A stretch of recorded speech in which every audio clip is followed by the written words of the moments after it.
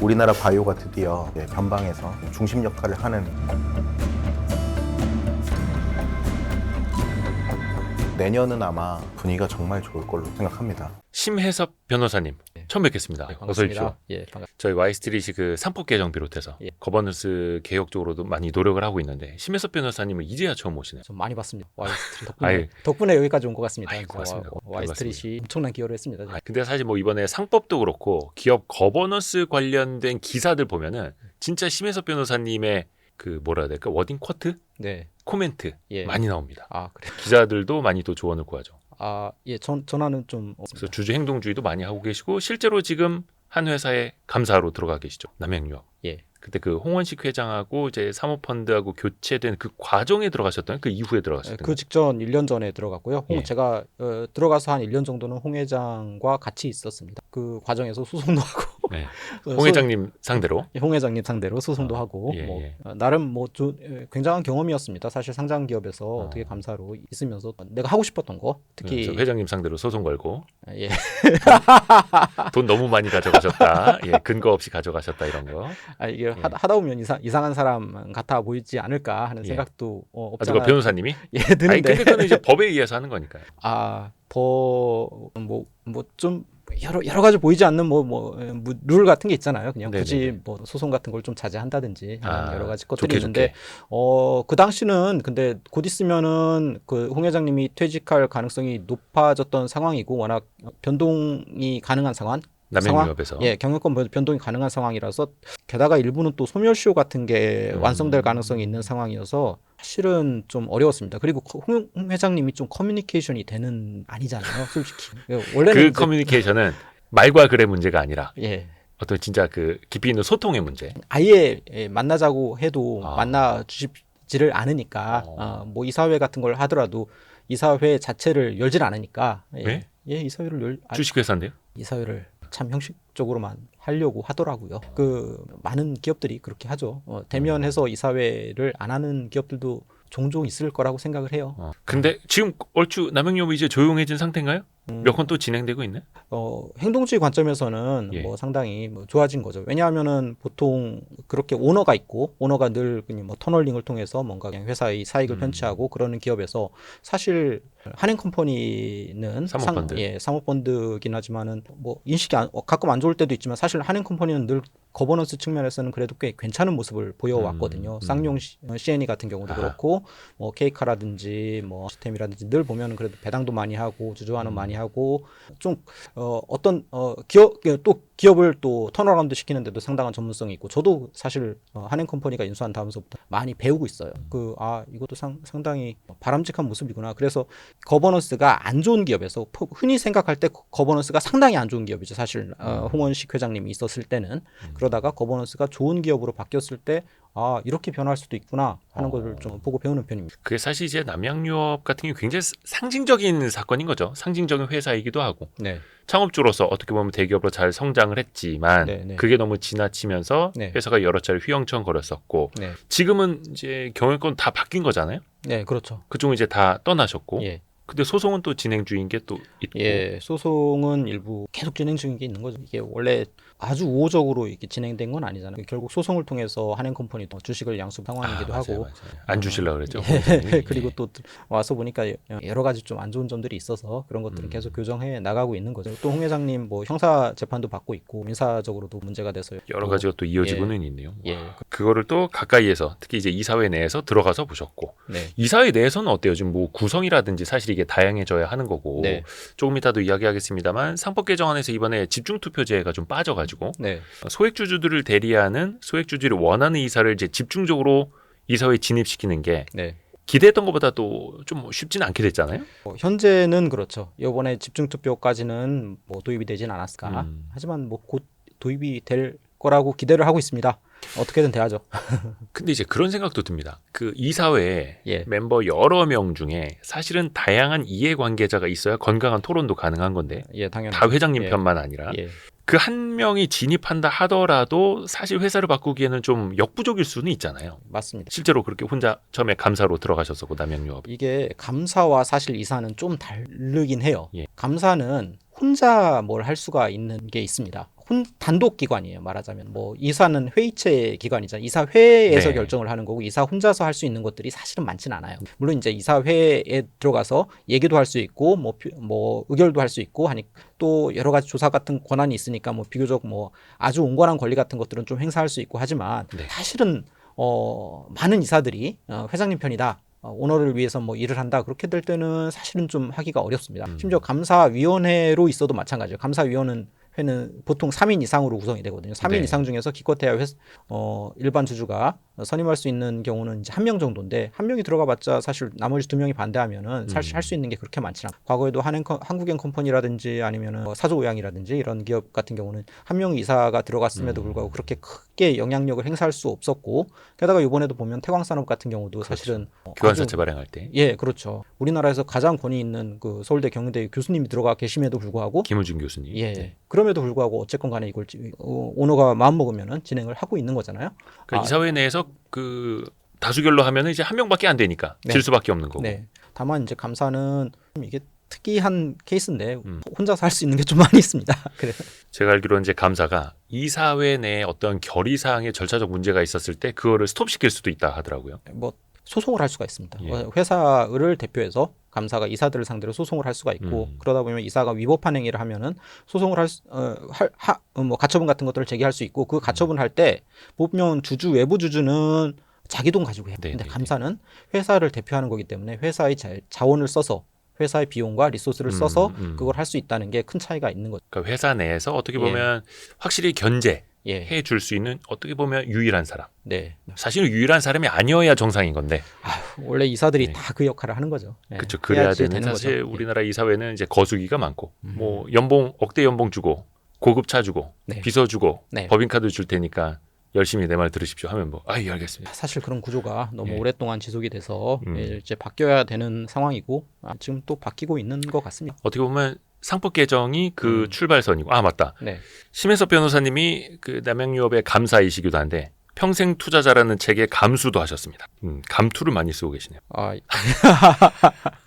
예. 요 평생 투자자라는 책이 이제 최근에 나온 건데 예. 일본의 거버넌스 개혁 사례를 네.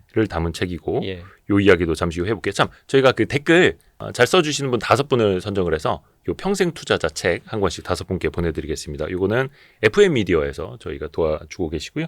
상법 개정안이 일단은 처리가 됐습니다. 네. 그리고 특히 이사에 대한 충실 의무는 유예 기간 없이 바로 시행. 어떻습니까? 좀 변호사님이 기대하신 수준에 비하면? 사실 사람들이 기대 수준이 자꾸 높아져서 그러는데 네네네.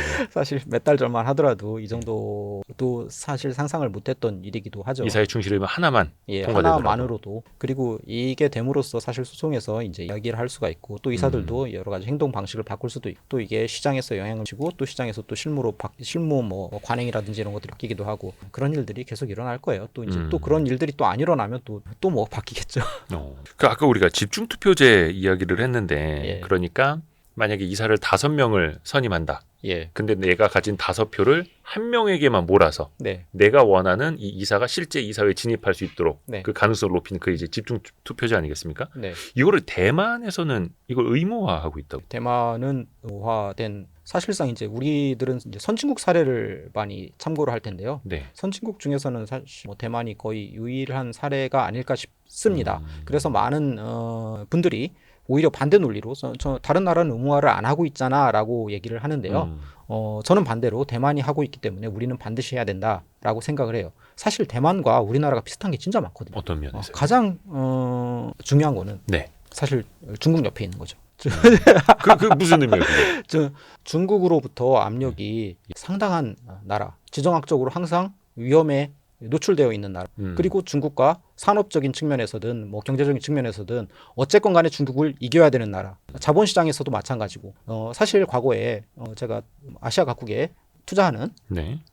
한국인 펀드 매니저를 만나서 뭐 이런저런 얘기를 하는데 대만이 왜 이렇게 거버넌스가 좋은가에 대해서 뭐 한번 질문한 적이 있습니다. 대만은 뭐 사실 일본은 최근 들어서 좋아졌던 거고 사실 대만은 예. 상당히 오랫동안 상당히 좋았어요. 그래요? 예, 집중투표제가 있었던 것도 1960년 초반이니까 아예 처음부터 아예 집중투표가 의무화되어 있던 나라라고 할 수가 있고 사실 1960년대에 있었으면 그냥 원래부터 주어진 거 아니야 집중투표라는 게 그게 아니라 집중 투표를 자기들도 이제 쭉 보다 보니까 다른 나라들은 뭐 꼭 의무화는 안 하고 있잖아요. 예. 예, 선택적으로 할 수 있도록 되어 있으니까 자율적으로 맡긴 게 한 2001년 정도에 자율적으로 한번 맡겼습니다. 네네. 그러다가 자기가 들도 해보고 이거 반성적 고려해서 이거 하면 안 되겠다, 자율적으로 맡기면 안 되겠다 해서 다시 의무화를 한 나라예요. 그러니까 이것과 관련해서도 대만 내에서도 나름대로는 고민을 많이 해서 엘리트들이든 아니면 국민들이 선택을 한 제도라고 할 수가 있죠. 이걸 왜 그렇게 했을까라고 생각을 해보면은 사실 지정학적으로도 그렇고 그렇게 하지 않으면은 네. 세계 자본으로부터 선택을 받기가 어려운 상황에 있는 거죠. 좋은 거버넌스를 갖춰야지 많은 돈을 유치받고 또 그 자본을 모아서 기업도 만들고 뭐 제품도 개발하고 뭐 경쟁력도 갖추고 하기 위해서는 반드시 이런 것들을 해야 되는 나라. 그냥 대충 있어서 될 수 있는 나라가 아니니까 대만은 한 거 아닌가 하는 생각이 들고요. 또 하나 그냥 재밌는 사례로 네네네. 사실 대만은 이게 진짜 재밌는 게 있습니다. 네네네. 그 SFIPC라고 해서요. SFI PC. 물고기요? 예. 그 스톡 그리고 퓨처 뭐 인베스터 뭐 프로텍션 센터라고 되어 있잖아요. 여기 네네네. 보면 세큐리티랑 퓨처스랑 인베스터스 프로텍션 센터라고 되어 있는데 네. 결국 주식, 선물, 투자자 보호 센터라는 공기업과 유사한 저도 사실 수산업 회사인 줄 알았네. 어떻게 보면은 우리나라 따지면은 약간 이제 공기업과 공기업에 가깝죠. 그냥 어떤 우리나라 따지면 법률구조공단 같은 느낌의 공적 기관이에요. 네네네. 여기에 변호사들이 수십 명 있다는 겁니다. 변호사들이 수십 명 있으면서 여기 보면은 클래스 액션도 써 있고 딜리베이 이게 그 대표성인 거거든요. 예. 대표성도 있고 뭐 그리고 여러 가지 그냥 주주권을 행사하기도 하고 이분들이 또 보면 주총에도 참석을 해요. 주총에 참석을 해서 우리나라 같은 경우 이제 대한법률구조공단은 법적인 조력을 받기 힘드신 분들을 위해서 국가 예산으로 돌아가는 네. 이제 조력 단체인데 예. 투자자 보호센터처럼 나라에서 네. 투자자들을 위해서 소송도 대신해주고 소송도 지원해주는 그런 센터가 있다는 거예요? 여기 보면은 제가 오. 빨간색으로 줄쳐놨는데 여기 보면은 맨 아래줄 작긴 합니다만. 예, 쉐어홀더 액티비즘을 어. 이게 대신해준다고 하고 있잖아요. 주주행동주의 저걸 나라에서 대신해준다고요? 예, 주주행동주의를 네. 나라에서 대신해주는 그런 기가 막힌 제도를 가지고 있어요. 그러니까 사실 왜 그러지? 그 정도로 예. 어떻게 보면 절실을 하니까 하고 있다. 그 정도로 자본을 유치하고 또 자본시장을 나가는 게 진짜 필요한 나라이기 때문에 하고 있다라고 생각을 해요, 사실. 그러니까 저게 예. 우리로 따지면은 예, 국가에서 혹은 뭐 법무부 산하에서 예, 투자자가 기업을 상대로 소송하는 걸 정부가 지원해 드립니다. 그러면 이제 거의 뭐 이제 우리나라 재계 난리가 나겠죠. 다 뒤집어지겠죠. 예. 근데 예, 저들이 선택을 한 건 네, 우리가 이렇게 어떻게 보면 약소국으로서 있을 때 예, 해외 투자를 많이 받아야 우리가 강대해질 수 있는데 네, 그냥 이 기업들만 믿고 과연 해외에서 투자를 해줄 것인가 네, 지정학적인 염려도 그렇고 예, 그러니까 우리가 투명한 모습을 더 보여주자라고 예. 해서 저런 시스템을 만든 거네요. 그렇죠. 더 매력 있어야 되고 나 여기 있어요라고 손들어야 되고 또 게다가 진짜로 거대한 자본이 모여서 또 그냥 많은 사람들이 모여서 중국을 이겨야 되는 우리나라가 또 딱 그런 경우잖아요. 사실 거대한 내수 시장을 가지고 있는 것도 아니고 옆에는 항상 우리랑 거의 산업적으로 완전히 겹치는 중국이 항상 버티고 있는 거고 중국은 늘 얘기하잖아요. 중국은 뭐 국가가 지원하다, 국가 보조금 때문에 뭐 배터리도 잘한다, 뭣도 잘한다, 뭐 계속 태양광도 잘한다, 계속 얘기하잖아요. 반도체도 잘한다. 그러려면 근데 그걸 이기려면 어떻게 해야 돼요? 어마어마한 자본을 유치를 해야 되는 거잖아요. 그 다 사실 유럽에 있거나 아니면 저 일본 정도로 뭐 사이즈가 크거나 그냥 아예 나라가 아니면 미국 정도 되면은 그냥 그런 거 안 해도 될 것 같아요. 그냥. 근데 우리나라는 숙명적으로 그런 위치에 있다. 게다가 사실 어떻게 보면 대만보다 더 절실하죠. 대만은 그래도 같은 민족이잖아요. 솔직히 말하면. 중국이랑 같은 민족이고 중국과 2000년 동안 같이 대립한 나라는 아닌 거잖아요. 근데 우리나라는 사실 역사적으로 사실 이 책을 읽고 일본 시장을 계속 고민하면서 비교해 보면서 늘 느끼는 거는 진짜 우리나라는 숙명이다.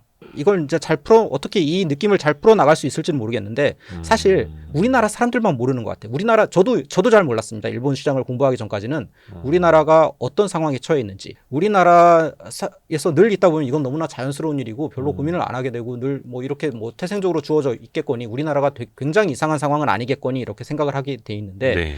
전 세계 뭐 독일을 보든 프랑스를 보든 아니면 뭐 미국을 보든 아니면 일본을 보든 인구가 중국이 20배가 넘잖아요. 14억 인구잖아요. 우리나라 5천만인데 이 정도 되고 나라가 너무나 가까이 있잖아요. 이런 나라는 사실 이례적인 거예요. 엄청나게 그 영향을 엄청나게 그쵸, 많이 그쵸. 받는 그냥 뭐 사실 태양 옆에 있는 거나 마찬가지인 그런 나라인 거죠. 그거를 가만히 있으면 거의 중력으로 뭔가 빨려 들어가듯이 네. 인재도 기업도 돈도 그쪽으로 빨려 들어가니 우리가 계속해서 손 들고 예. 전 세계 자본에게 우리 여기 있어요. 우리한테 투자도 좀 해주세요라고 손을 흔들어야 된다는 거죠. 예. 그리고 우리 선조들은 그리고 또 심지어 우리 DNA도 있다고 생각하고 우리 문화 속에도 곳곳 남아 있다고 생각해요. 사실 일본이랑 우리나라랑 유전자가 거의 같다고 하잖아요. 사실 우리나라 사람들 중에서 뭐 일부가 일본으로 가고 뭐 했겠죠, 과거에는.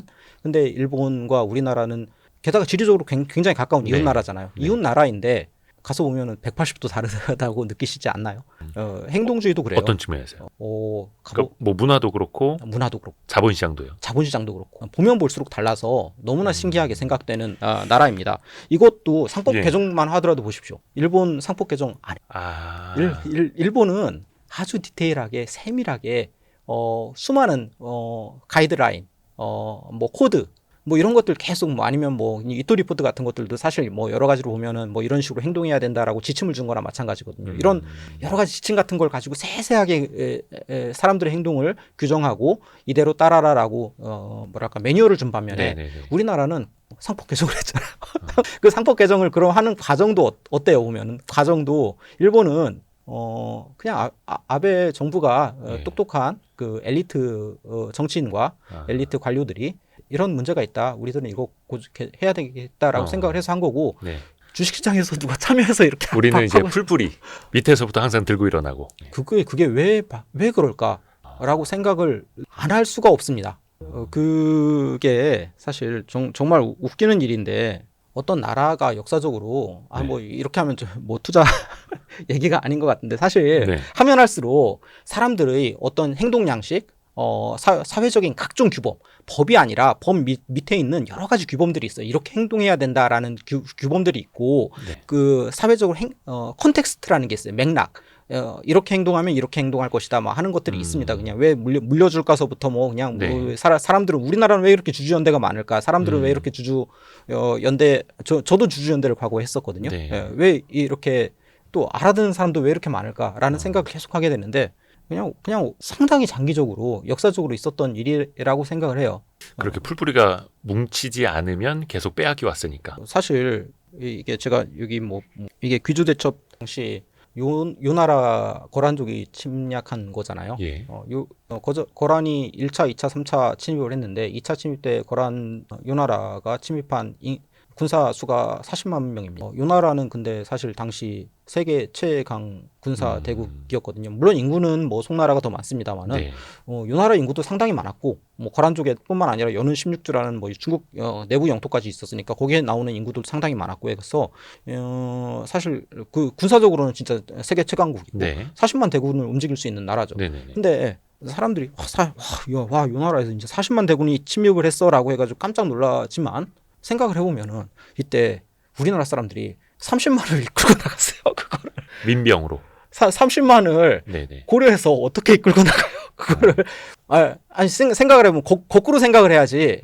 뭐 흔히 생각할 때 와 수나라에서 100만 대군이 왔어, 113만 대군이 왔어라고 얘기를 하면서 그건 말이 안 된다. 네네. 어떻게 중세 시대에 봉건 시대에 과거의 고대 국가에 그렇게 많은 사람들이 를 모으냐? 게다가 여기는 고란족은 그나마도 기만민족이라서 그냥 뭐 이렇게 평소에 하다가 뭐 쳐들어가면 되는 거라서 그렇게까지 동원을 하는데 어려움을 덜 겪는데 수나라 같은 나라는 진짜 사실 우리랑 똑같이 농사짓는 민족이잖아요. 농사짓는 국가가 어떻게 100만을 모으냐라고 얘기를 하는데 근데 사실 우리나라 사람들 만만치 않게 모아서 대적을 했거든요. 이게 귀주대첩은 사실 요 나라와 우리나라의 이제 3차 거란족이 이제 3차 침입했을 때 일인데 네. 이때 거란족이 10만 가지고 쳐들어왔습니다.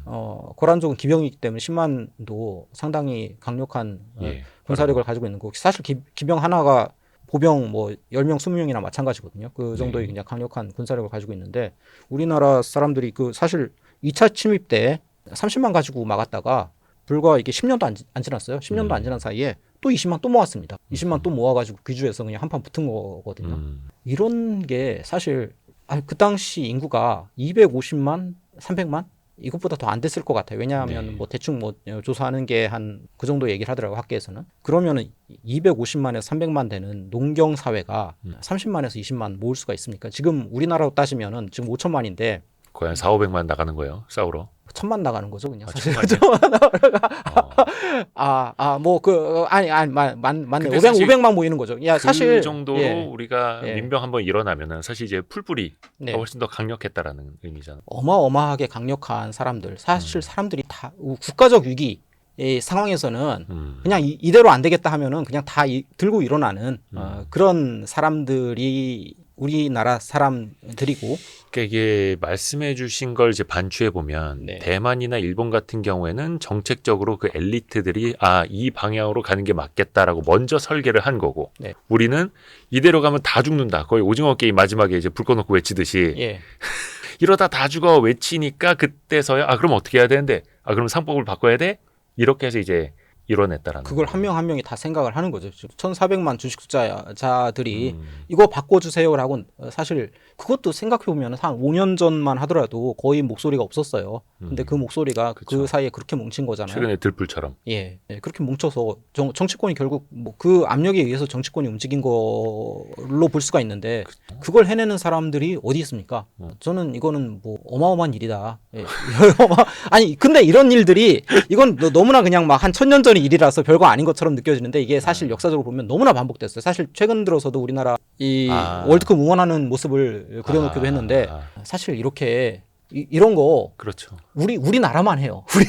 우리나라만 이렇게 수백만이 모여가지고 이런 거 하고. 진짜 조선 시대 때도 그랬고 그 예. 격쟁이라고 하나요? 막 예. 꽹가리 치고 막 예. 궁궐 앞에 가서 예. 그 임금님 들으시라고 막 예. 그래서 난리 치고 막 예. 임금 나오라고 예. 그런 것도 우리나라 조선 시대 많이 했다고 하고 예. 심지어 뭐 정치적으로도 그래서 그런 과정을 지켜보면은 이런 과정이 이제 한 번 발동이 걸렸으니까 사실 멈추기가 굉장히 어렵고 이런 과정이 계속 반복되고 자신감을 얻게 되면서록 결국 더 좋아지지 않을까라고 생각을 합니다. 이제 시작이라는 거죠. 예. 사실 삼법 개정안도 어떻게 보면 이제 힘을 내기 시작한 지 얼마 안 됐습니다. 근데 예. 그걸 우리가 1,500만 개인 투자자들이 뭉쳐서 해냈고 네. 이게 과거처럼 뭐 개인 투자자가 막 5, 600만? 코로나 직전까지만 해도 한 900만 언저리였거든요. 네. 근데 그게 한 1,500만 되니까 이 되죠, 이제. 게다가 그 질적으로도 굉장히 높아요. 사실 일본이 우리나라보다 인구가 2.5배 되잖아요. 예. 2.5배인데 사실 주식 투자 인구는 곧하다고 볼 수가 있어요. 과거에도 일본 분들한테 일본 주식 투자자들은 어떻게 생각하느냐라고 물어보면 일본은 주식 투자를 하지 않는다. 일본은 오히려 외환 투자한다. 그죠, 외국에다가. FX 투자한다. 이런 얘기를 하시고 저도 이제 종종 일본 기업에도 투자를 하니까 일본 뭐 야후라든지 뭐 게시판에 들어가 보고 뭐 하면은 서로 막 거기도 댓글 가지고 뭐 싸움 붙잖아요. 싸움 붙으면 막 서로 싸움하다가 너 나이 몇 살이냐 막 이렇게 물어보더라고요. 이제 서로 이제 그런 걸 좀 궁금해 하잖아요. 네네네. 그러면 요번에 나 환갑 기념으로 이거 산 거다 막 하면서 서로 막 얘기를 고령자가 하는데 많으니까 투자자도. 그러니까요. 투자자들도 고령자가 많고 사실 우리나라는 뭐 주로 이제 30, 40대 그냥 막 많은 한창 일할 나이인 분들이 많고 또 그분들 교육 수준도 굉장히 높고 이걸 세상에 이런 것들을 상법 개정을 해야 된다 이런 것들을 어떻게 알아듣습니까? 다른 나라 사람들 못 알아들어요. 이거를. 어떻게 보면 좋은 의미로, 예. 참 어떻게 보면 좀 아쉬운 의미로 참 대단한 대한민국입니다. 예, 대단한 나라죠. 예. 그걸 해내고 있고. 예.